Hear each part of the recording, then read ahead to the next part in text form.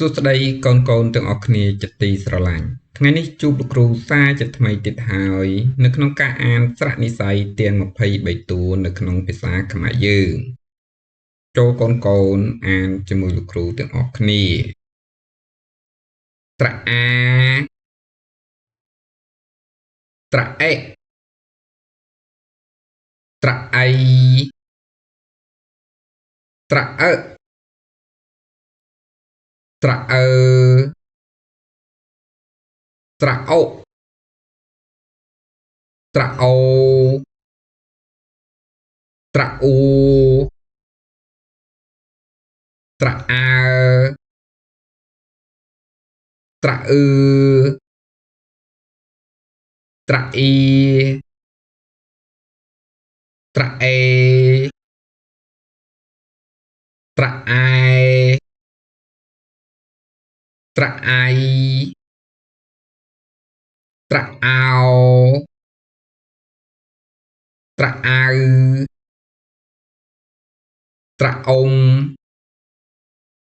ត្រអំត្រអាំត្រអាស់ត្រអូសត្រអេសត្រអស់ត្រអាត្រអេត្រអៃត្រអើត្រអើត្រអូត្រអូត្រអ៊ូត្រអើត្រអឺត្រអ៊ីត្រអេត្រអែត្រអៃត្រអោត្រអៅត្រអុំត្រអំត្រអាំត្រអាស់ត្រអូស